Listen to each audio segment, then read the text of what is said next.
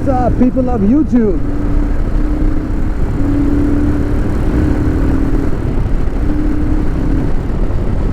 I am riding a 2019 Himalayan thanks to my friend Abhinav and my friend Yudhvir is riding the 2021 BS6 Himalayan, as you can see.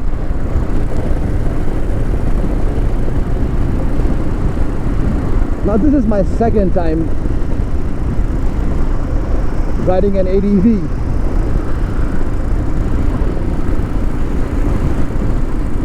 The first one was the Triumph 1200 XCX, thanks to Abhinav again.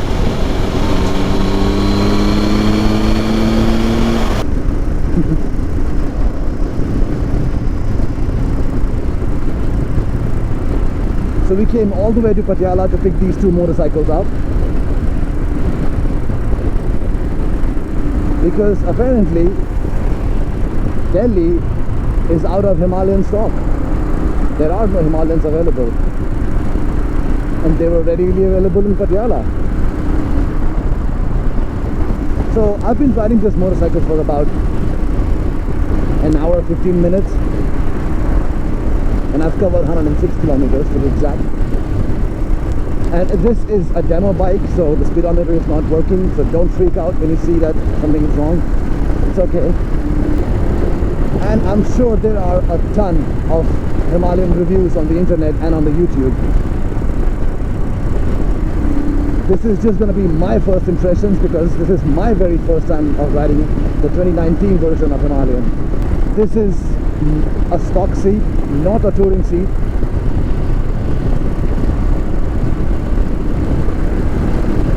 And I've been consistently maintaining the speed of 90, 100.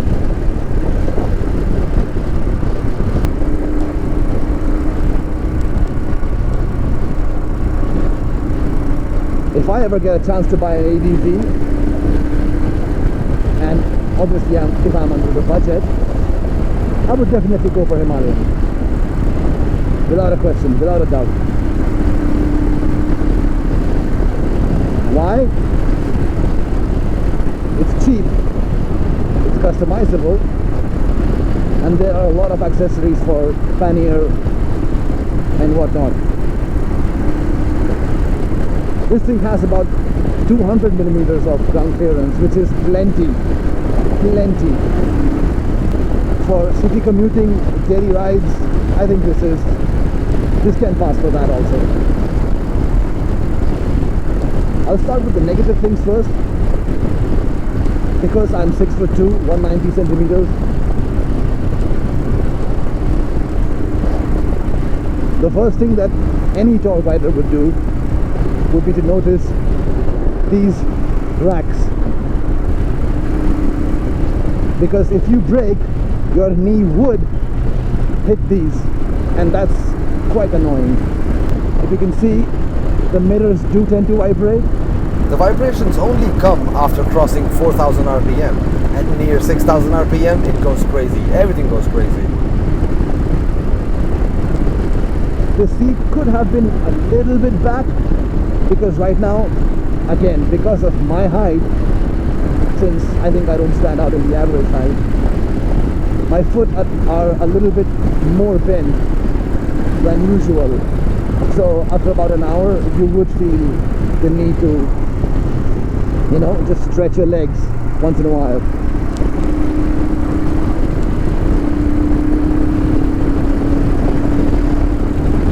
And again, I don't think that's a major issue, because I can always stand up and stretch and then sit down. That's quite nice.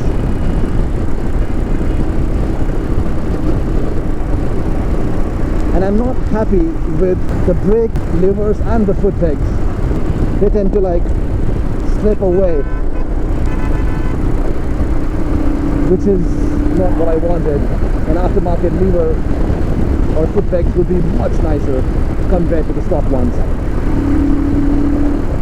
It should have had a 6th gear, because 5th gear on the highway seems one too less. And I apologize for this annoying sound. Like I mentioned before, this is a demo bike and needs servicing before this can be taken off-road.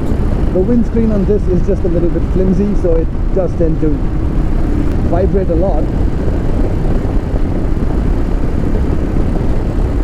And this doesn't do anything for my shoulders or my neck, again, because of my height, that is.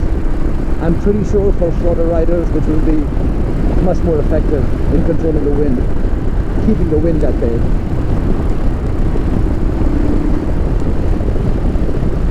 This, looking at the dial, Enfield has given a compass here, which is good for touring. But they could have kept this windscreen had they combined the analog fuel gauge to a digital one, converted rather the analog gauge to a digital one, and the tripper could have been here only. That would have been a much more sensible option, if you ask me.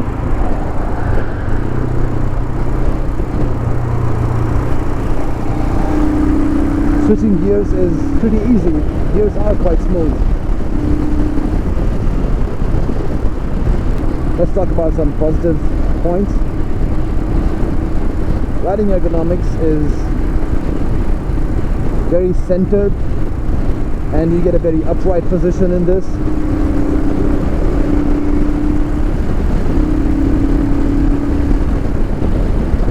And you do get a good view of what's going on ahead of you.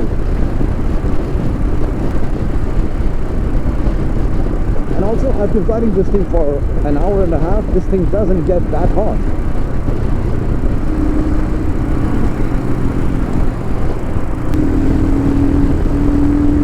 And you can rev this thing also very nicely.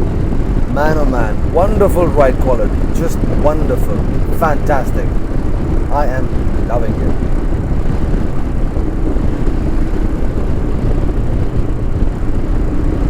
This does come with a gear indicator, a clock, which is extremely useful, and also temperature, which seems like an overkill to me, but hey, small things matter. It's nice to have those little details.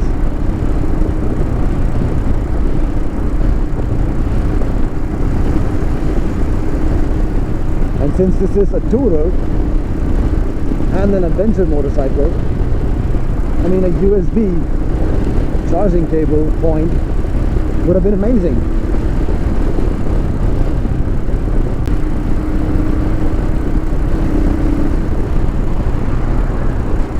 Thanks to 21-inch front wheel, you can go over potholes without any stress.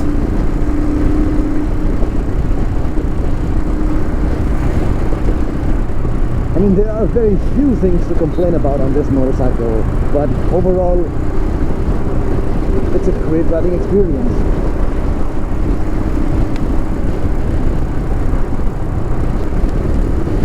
$14 liters of petrol tank, which is, again, plenty for you to just munch miles on this thing.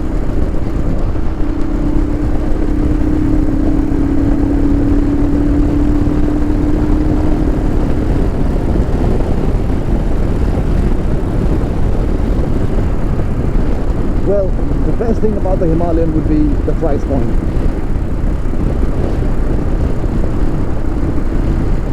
The easy availability of service centers across the city and country, that's really amazing. And plus you can get spare parts rather very easily.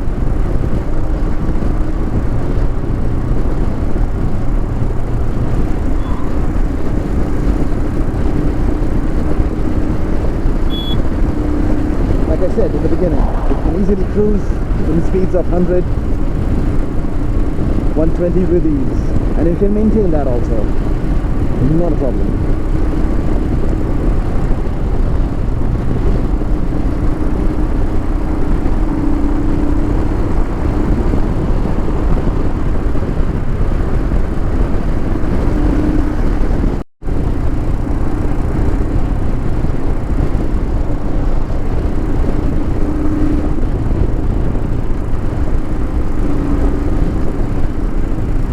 lot of people would love Himalayan. I mean, if you're 5'7.5", 5'8", you would love this motorcycle.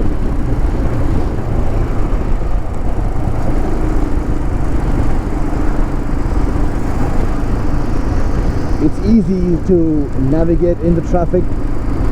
The bike feels very light, but yeah, for me, no, I'm good.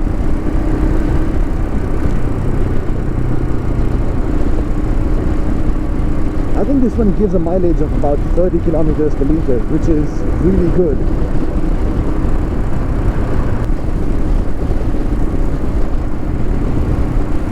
And the mirror position changes because of the vibrations, and you can see me adjusting this again and again.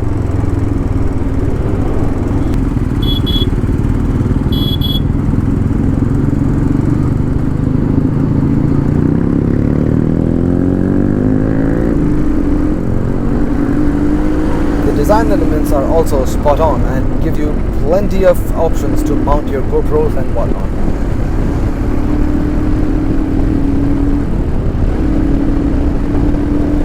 What? These were mostly straight roads, and this bike is not meant to be ridden on such straight roads because it would feel underpowered, in my opinion. It will most certainly shine excellently in trails.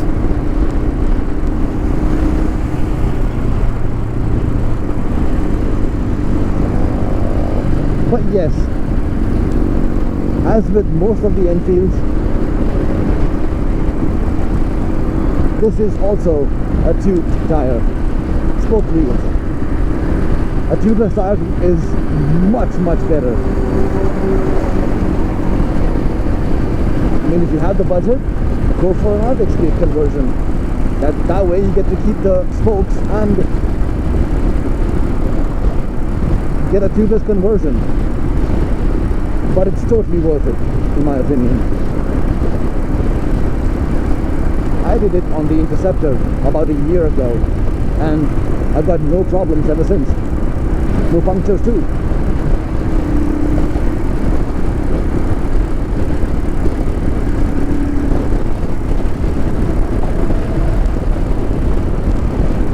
If I was to rate this motorcycle, I would give it a 3.5 out of 5. This is a good motorcycle.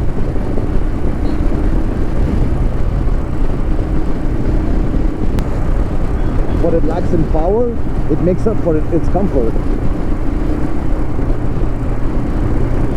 Lastly, I would like to add that this motorcycle will get you anywhere you need to go. Just don't be in a rush to get there, and you're good to go.